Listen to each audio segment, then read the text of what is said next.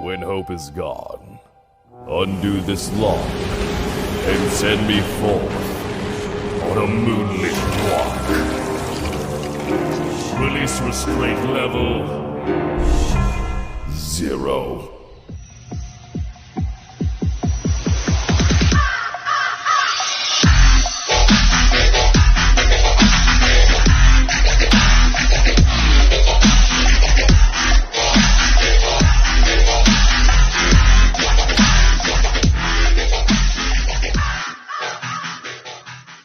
Hey kids, wanna see a dead body? Hi guys, this is the Void of the Ravenclaw. Welcome back to another fanfiction story. If you like this type of content, smash the like button and subscribe for future updates that I post on my community tab frequently. This story is something I came up a little while ago. I just tweaked it a little bit. Let's get the basic information out of the way. Deku will have Gaster Blasters as a quirk. And this series is a isekai. The world that Deku is going to get transported to is a world of my own creation. It's not linked to any other anime. This is going to be a Deku X Toga. Now, no further ado, let's start our story.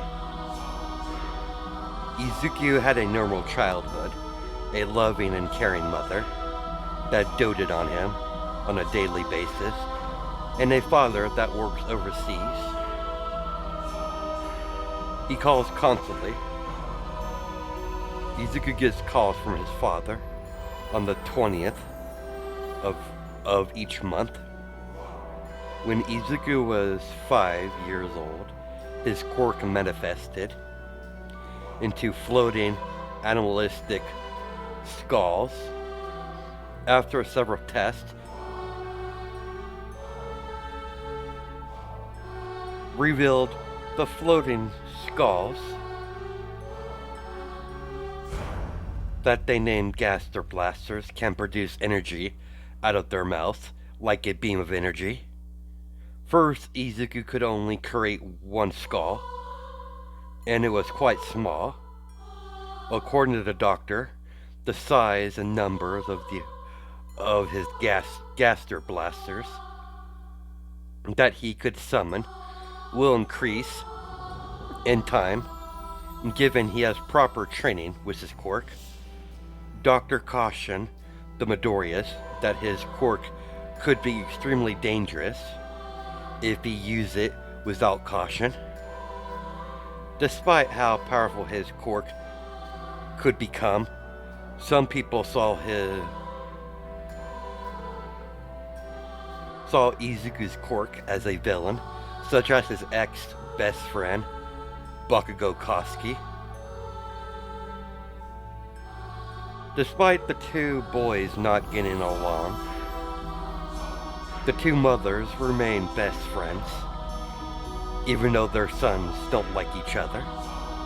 Inka once asked why her son doesn't get along with young Bakugo.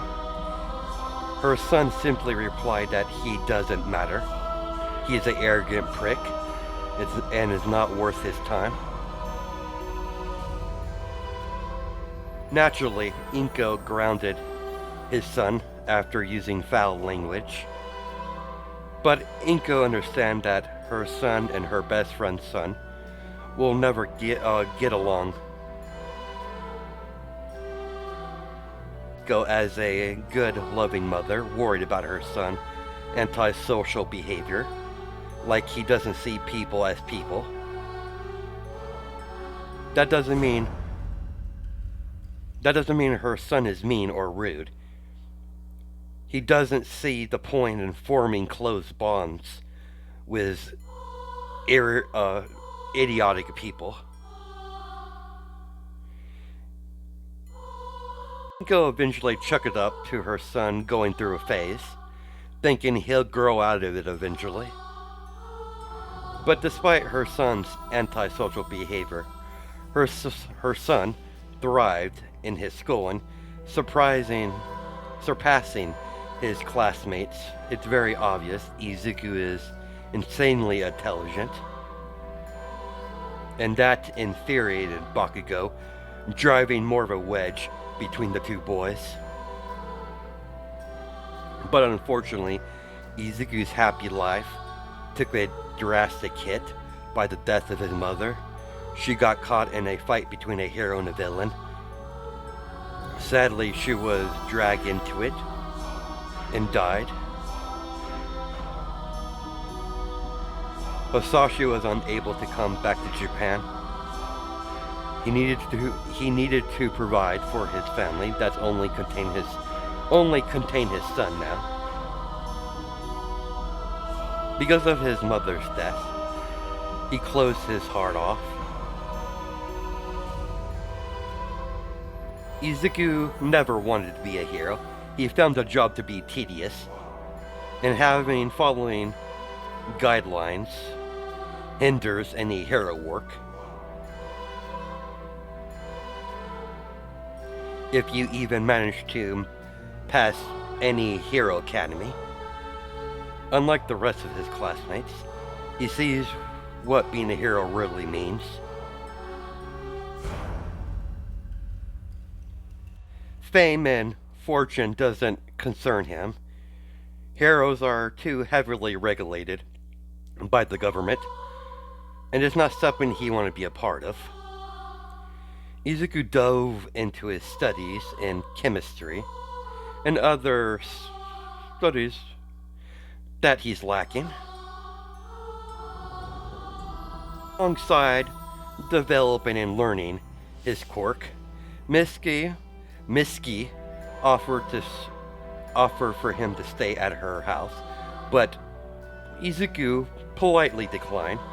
He would be damned if he was going to live in the same house as that imbecile, Bakugo Koski. But Miski does come to visit often to make sure Izuku is taking care of himself. She found out real fast he's highly mature for his age, self-efficient. But the dinners she shared with young Izuku, she would cherish it. If only her brat could act more like Izuku. Don't get the woman wrong, she loves her son, but he's extremely difficult to handle, arrogant. But a year later, another tragedy struck, by his father being killed in a villain attack. Izuku got word his father's sudden death. He had his father buried right next to his mother, then mysteriously disappeared shortly afterwards.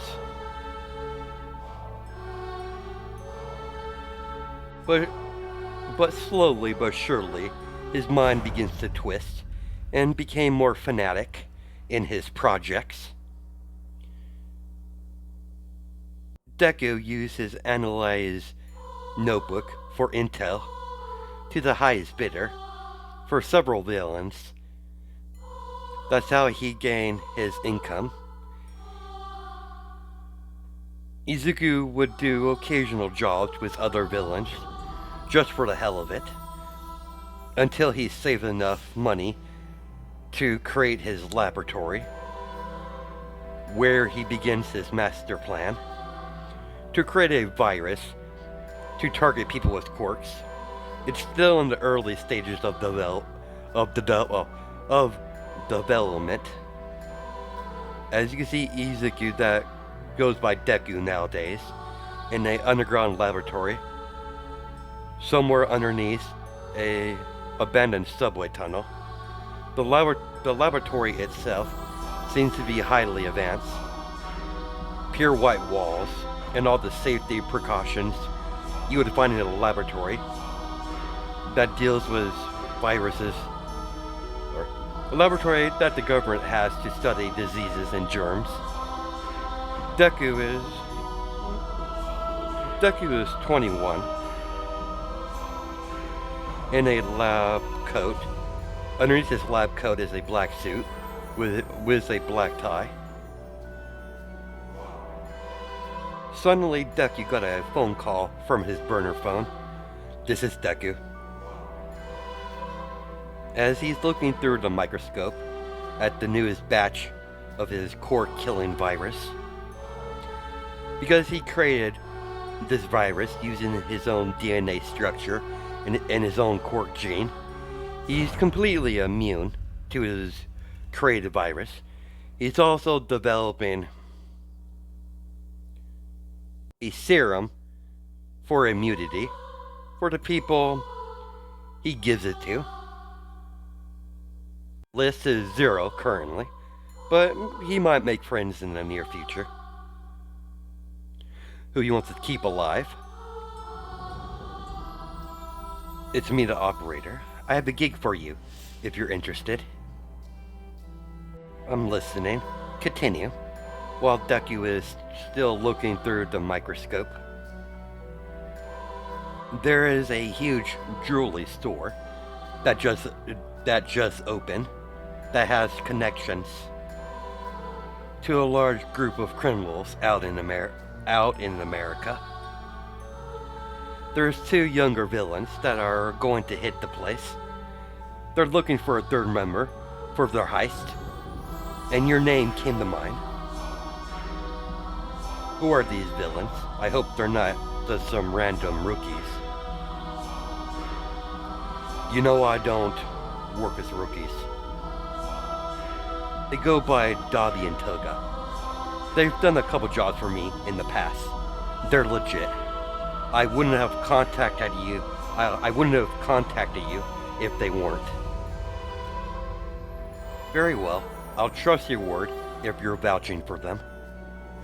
That's all I need to know. I'm on board. Text me the location so I can meet my future teammates.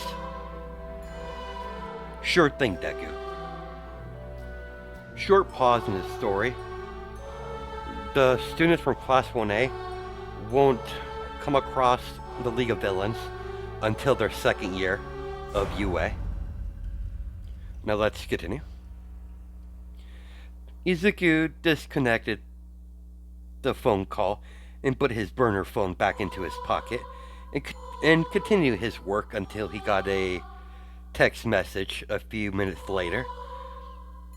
Deku put the samples away in their containers and began shutting down all the different electronic devices that's in his lab, eventually shutting off all the lights.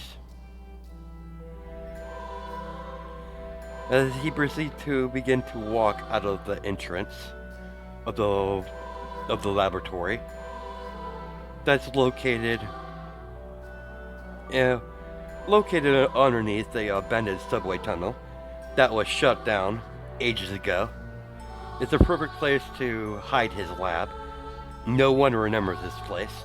It was abandoned before the emergence of quirks, so the blueprints of this specific tunnel has been lost to time.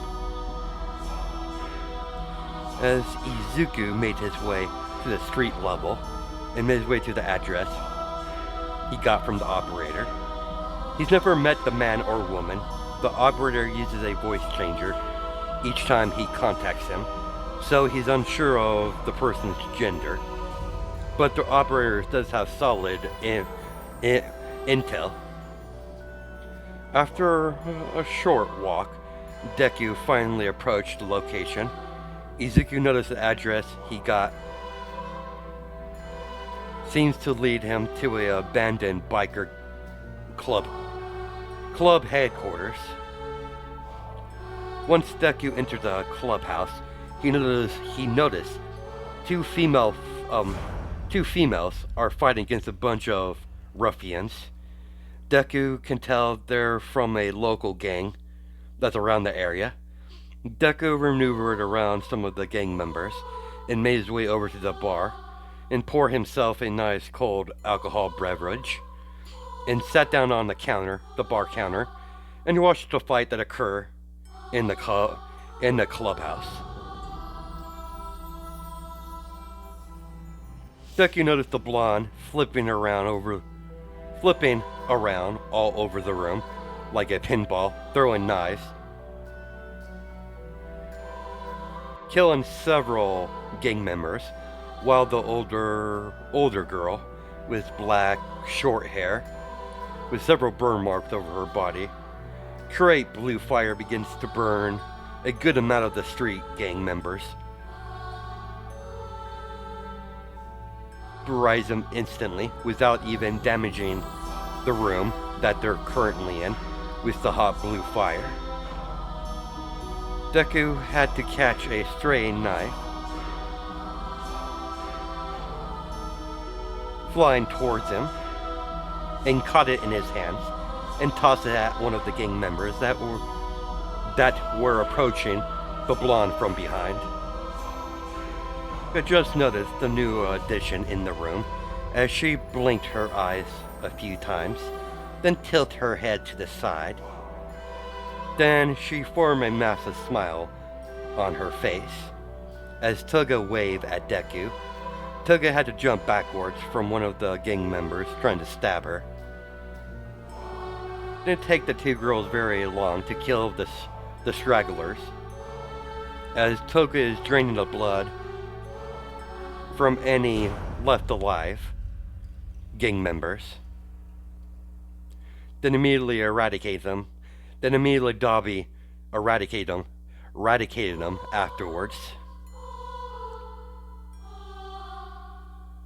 As Dabi finally turned her attention towards Izuku, that's drinking a beer. So you're the guy that the operator mentioned. I go by Dabi, and that psychotic blonde over there is Toga. You can call me Deku. Toga, come here and meet our new... Come here, sorry, again. Toga, come here and meet the new guy. Coming, Dabi. Hi there, I'm Toga. Can I cut you? Greeting, Toga. I'm Deku. Maybe later. Sorry about her. She has a thing about blood. It's no problem. We have our own devices. Let's get down to business. Now we got a full team. Now we can finally plan the heist. We'll be splitting the profits 3 ways. We'll also be throwing a little bit towards the operator. If you worked with him before, this would be normal. You are correct. I normally give the operator some of my earnings whenever I do a job. He provides excellent intel. Before I forget, what's your quirk so I can implement it in the plan? The quirk is quite dangerous. It's called Gaster Blaster. I could show you. With one snap of his fingers, a floating animalistic skull appeared and began floating around the room. It is about the size of a normal human skull, as it shoot out a small beam of energy, shattering a nearby empty bottle. I can increase the size and number that I can create. I could also make the beams that shoot out far more powerful that comes out of the mouths of my Gaster Blasters.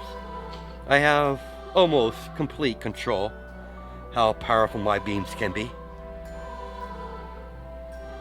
I've never seen such a quirk like that before. It's a good thing you have power over your quirk. Your quirk would definitely come in handy if we have any trouble. I need you and Toga to scout out our target. You be posing as a couple, looking at engagement rings. I want you to pay attention to all the security measures. Once you enter the jewelry store.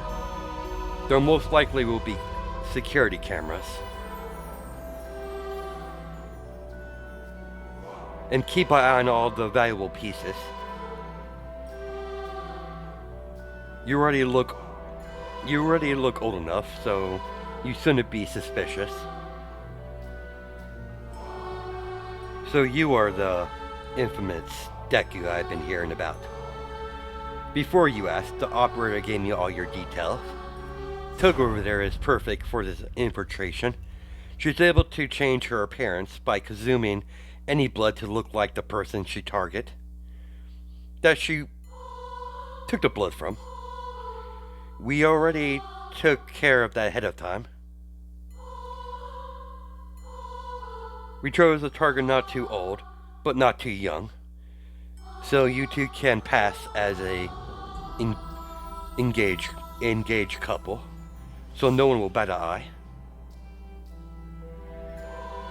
A solid plan, I have no issue with that. As Toga jumped onto Deku's back and wrapped her arms around his neck. Perfect, because it gives us a chance to get to know each other, Deku-kun. Seems like you two are getting along just fine. It appears so, Dobby.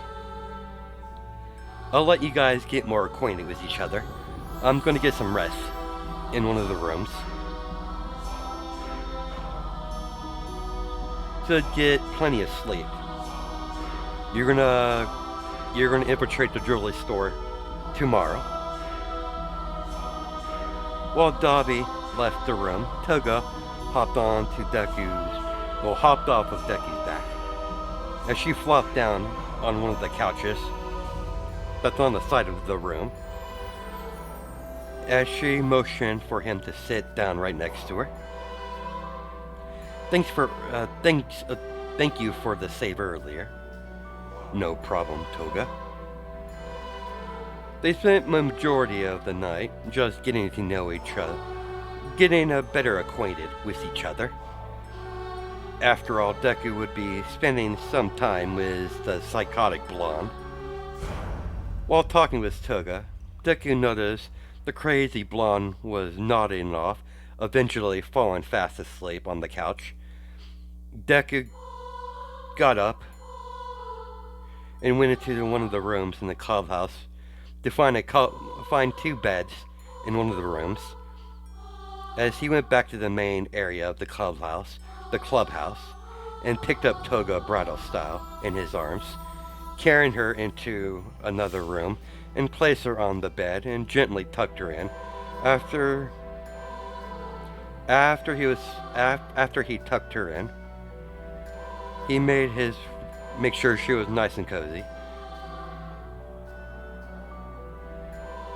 He was satisfied the crazy blonde is all good. He walked to the other bed in the room and fell asleep.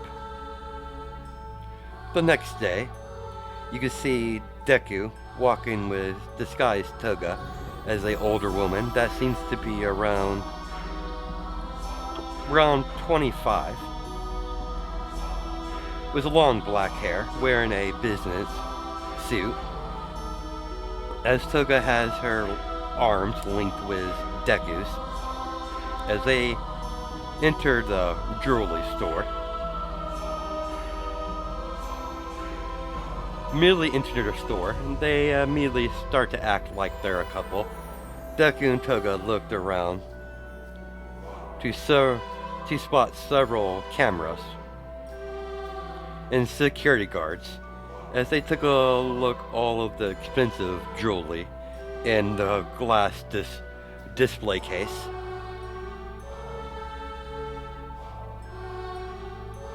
Several pieces looked pretty expensive. As the female clerk spoke to them. How can I help you two today? My lovely fiancé promised me he would take me to take a look at engagement rings. Isn't that right, dear? Of course it is. I wouldn't be a very good fiancé if I didn't take you to take a look at a couple of engagement rings. Toga used this chance to place her lips onto Deku for a brief kiss. Deku was surprised at first, but he composed himself. After all, he doesn't want to break his cover.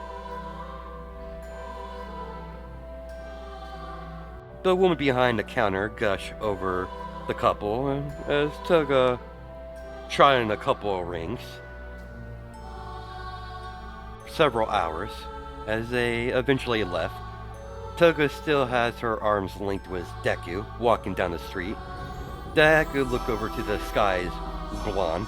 She seems to be enjoying herself, judging by the smile on her face. You seem to be enjoying yourself, Toga. Extremely. It's a shame I couldn't do more than kissing. As Toga gave Deku a wink, as they eventually entered the clubhouse. How did it go, you two? As Toga reverted back to her original form, completely naked. As Dobby tossed Toga her clothes. There's several cameras. There's also security guards. There most likely will be security guards when we finally hit the place. Toga got dressed very slowly to tease Deku. That's still currently in the room. Toga doesn't mind. Never been shy about her naked form. Dobby clearly noticed Toga's attempts towards their new temporary teammate as she rolled her eyes. Toga might be her best friend, but she knows she's quite a flirt when she finds a guy she finds any interest in. Dobby couldn't blame the girl. The guy is not bad to look at. Now that you're fully dressed, Toga, we'll be striking the jewelry store tonight. Get some rest while you can. I have to get a few things before we can begin our operation. As Dobby left the clubhouse to get a device to take care of the security cameras from one of her contacts that deals with military grade devices, technology basically. Leaving Toga and Deku by themselves, Toga jumped onto the couch and took out a magazine from her bag, and she started reading. Deku sat down on the couch with Toga, with the laptop on his lap, begins getting the blueprints of the jewelry store. Toga threw the magazine over her shoulder over the couch and leaned over towards Deku. What you doing? Looking over the blueprints of this jewelry store. There's probably a good chance we'll find a couple safes in the back, judging how big this place is. I'm kind of bored. You want to have sex? Deku stopped what he was doing as he looked at her strangely. I take that as a yes. As she shut the laptop and placed it on the table in front of the couch, in the clubhouse, and grabbed onto Deku's hand and led him to the room they've been using. The moment she got inside, she shut the door and pounced on Deku. Several hours later, Toga is completely naked, latched onto Deku. Clearly, she has a smile on her face, as she's fast asleep.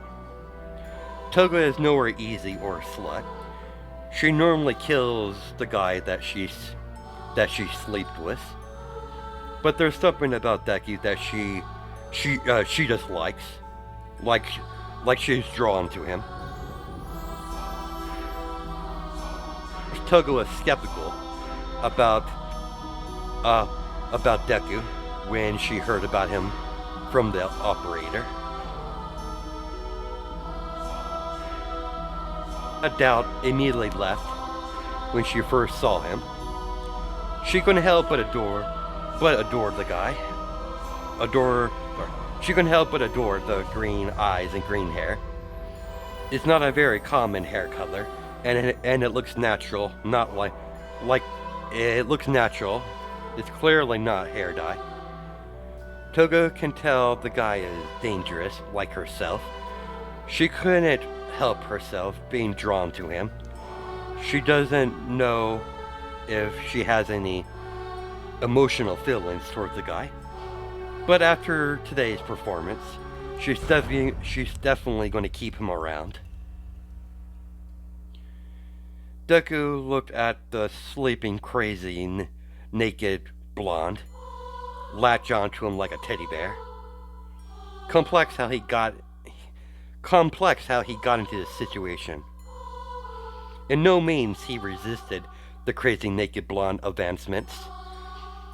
Deku has met several female villains that shown the same affection towards him. Nothing with strings attached. In their line of work, you get comfort when you can. Deku's nowhere near have any feelings towards the women he slept with.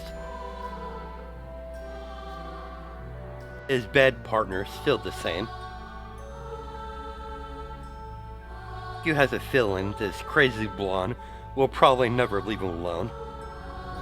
But at the same time, he didn't mind too much. Deku can't lie to himself. But the crazy blonde is growing on him. Of course, Deku has always liked the crazy type. Deku eventually got away from Toga's grasp and placed a pillow that Toga immediately hugged like a teddy bear. As he got dressed and left the room, to see Dabi fiddling with some sort of device in her hands. I see you're up, and judging by your condition, you and Toga had fun. And the fact that your blood is still intact in your body, you must be pretty lucky. Toga tends to kill her lovers, like a black widow. You must be something special if she doesn't want to kill you. As long as Toga is enjoying herself, that's all that really matters. She's had a bad life, like us all.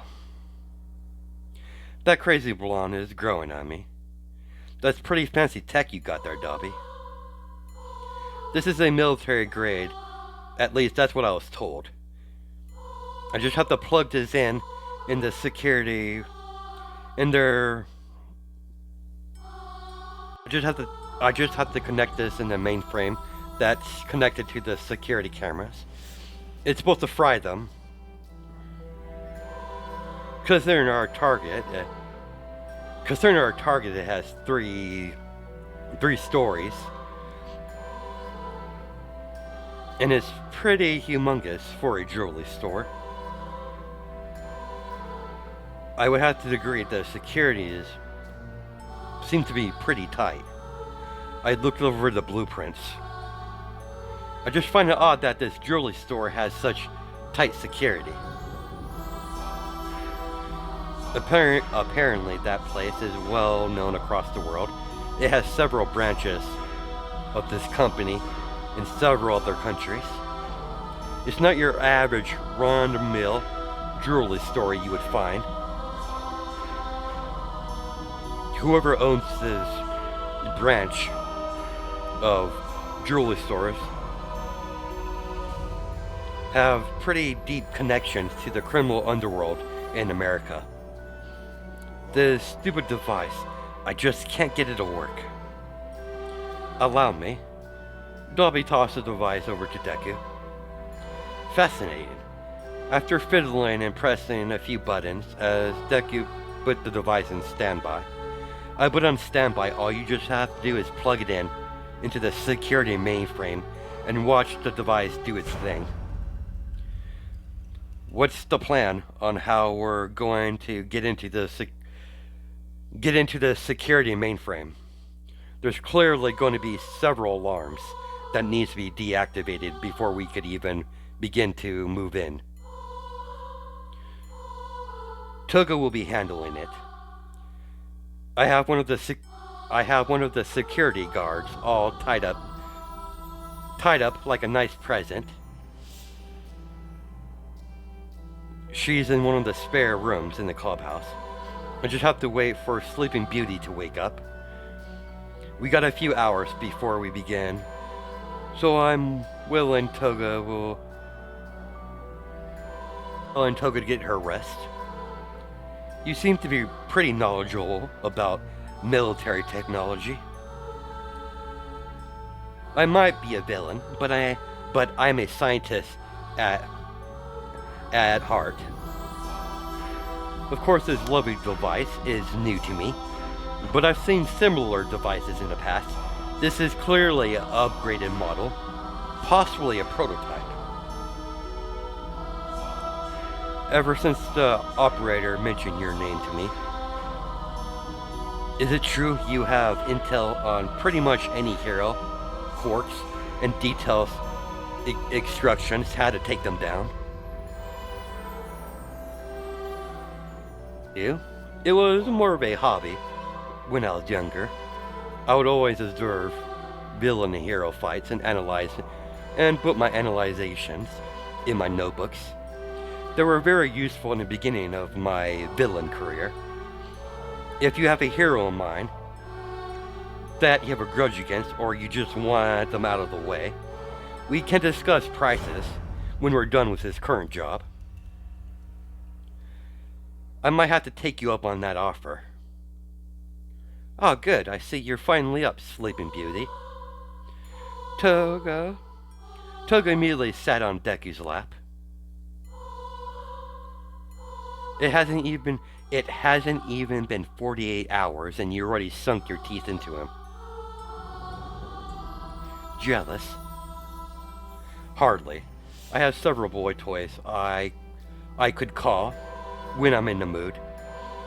I'm just surprised he's still alive. I have no intention of killing Deku-kun. I might cut him a little bit, but no killing.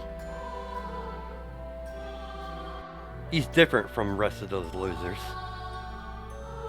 Despite the two girls having a conversation about Deku, Deku was too occupied by his message, looking over his message over his burner phone, to pay attention to the girls very much. So I take it you got what you needed? That I did, Toga dear. We're all set, so we just have to wait for nightfall. We got a couple hours before we have to get to work. Deku has already put the device on standby. You just need to plug it in your way.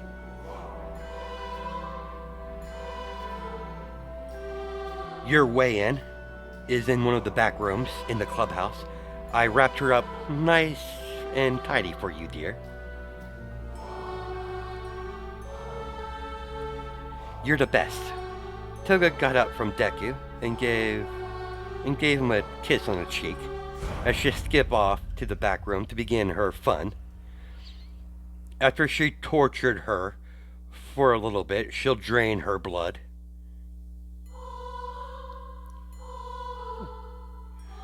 Hope you have headphones. It's going to be quite loud. I always have a pair on me.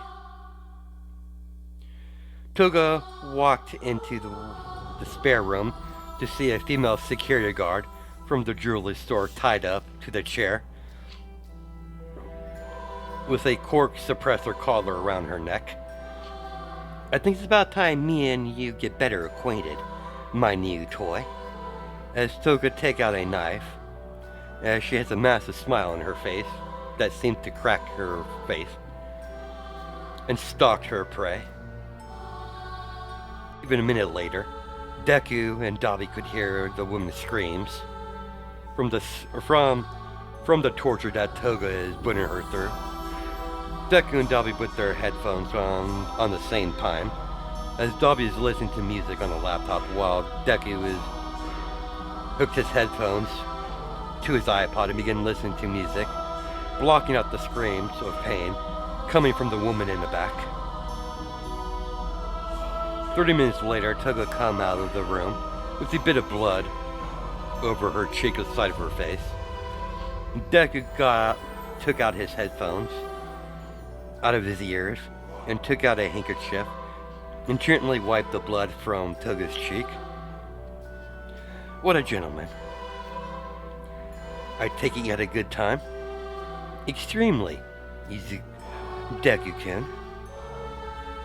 Toga grabbed Deku by the collar and gave him a deep kiss and slipped him some tongue. Toga is still hyped up from the adrenaline rush from the torture. Toga led Deku to the couch by holding his hand and then laid her head onto his lap, while Dabi was double checking her plans to make sure she didn't miss any details. Phone, please. Deku handed over his phone to Toga as she dialed her number. As Toga's phone goes off, as she disconnected the call and saved his number into her phone, and hand Deku's phone over back to him, so we can keep in touch. I plan to have a repeat several times what we did in the room in the future, so you're stuck with me, Deku-kun. I'm the possessive type. When I find something I really want. You saved Toga's information in his phone and looked down at the crazy blonde that's lying on his lap. I'm fully aware I'm not gonna get rid of you anytime soon. Just be warned, I'm the jealous type. By that I'm not too surprised. Then, Toga, it's my best interest to keep you happy. Jesus, you two, why don't you get a room? We might do that. I could go for another round. Later, my psychotic little blonde. Toga started to pout at Deku. We have a job to do first, then we could have some fun. Fine. Toga is clearly still pouting. Toga is not too upset. She's just teasing Deku.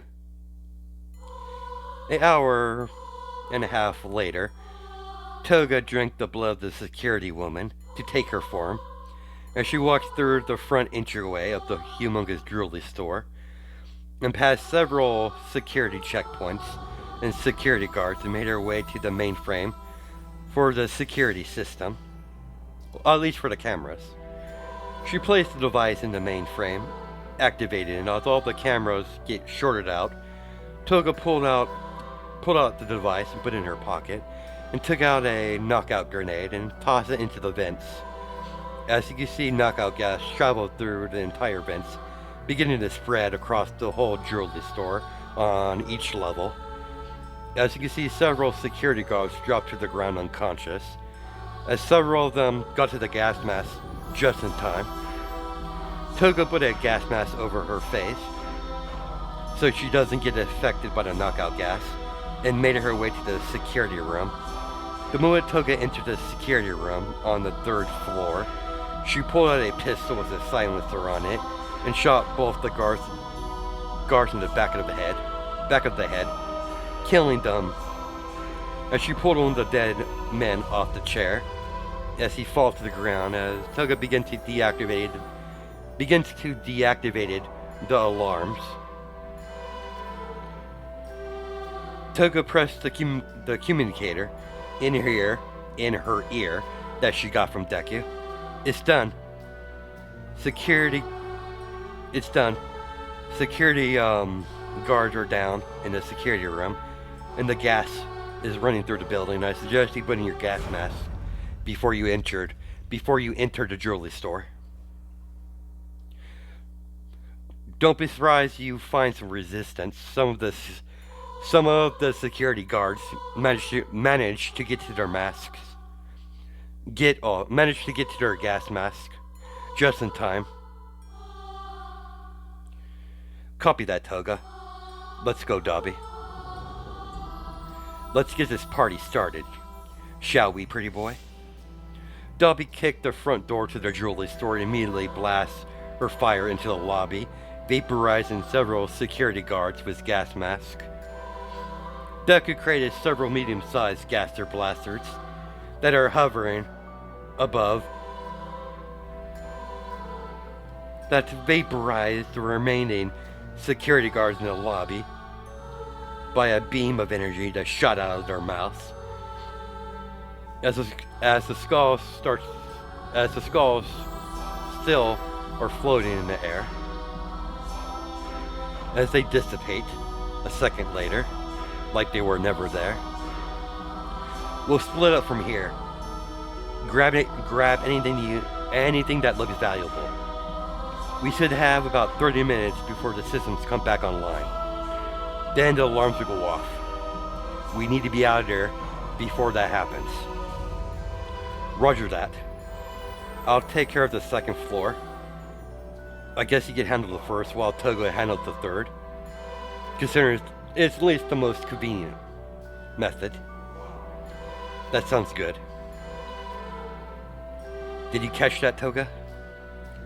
Roger that, Deku-kun. Deku made his way towards the second story by taking the stairs. The door was locked, but with his trusty lockpicks, the door did not remain locked for very long. Deku began his ascent to the stairs to the second story. Once Deku got to the second story, he got to work immediately by smashing several glass display and grabbing all the diamonds and jewelry or other expensive items in a duffel bag, one after another, until he saw a couple guards guarding a huge metal door that has a electronic panel on the side of the wall.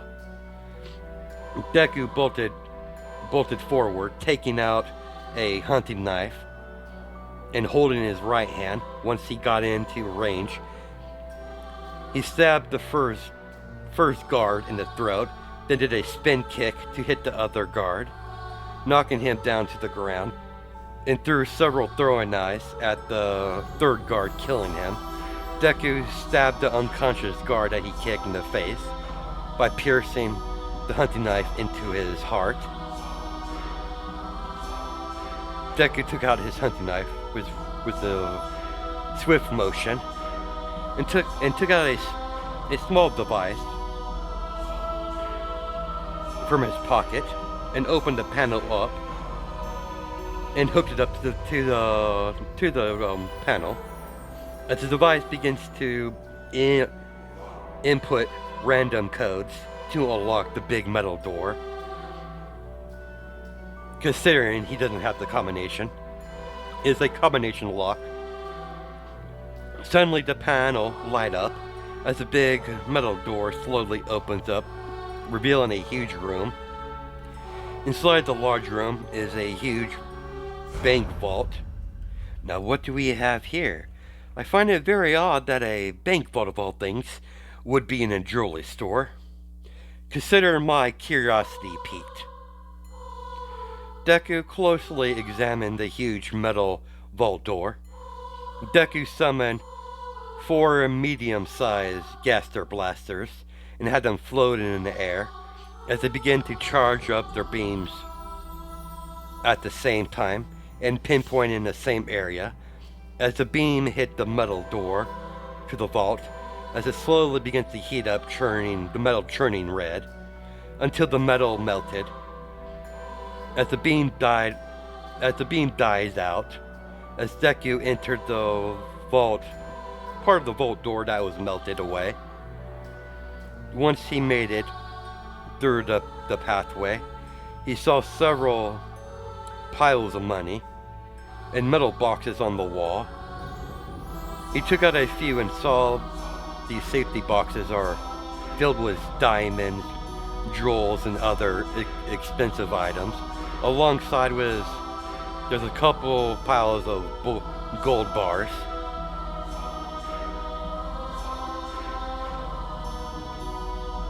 So like Deku started loading up the valuables. Toga, Dobby, come to my location. I believe I need your assistance. Need assistance of you lovely ladies. After Deku got a confirmation by both girls, he waited until they showed up. I wasn't expecting this. This place is loaded with money and gold bricks and other valuable shit. I'm guessing there's probably diamonds in most of these boxes scattered all around the wall. Toga, start loading up everything you can. We won't be able to get all of it out of here, but we can get a good portion out of it. As Deku, Dobby, and Toga start to load up all the valuables in a duffel bag, that's where we're going to stop our story off. Hope you guys have a good night and day, judging my time zones, and I'll catch you in the next video.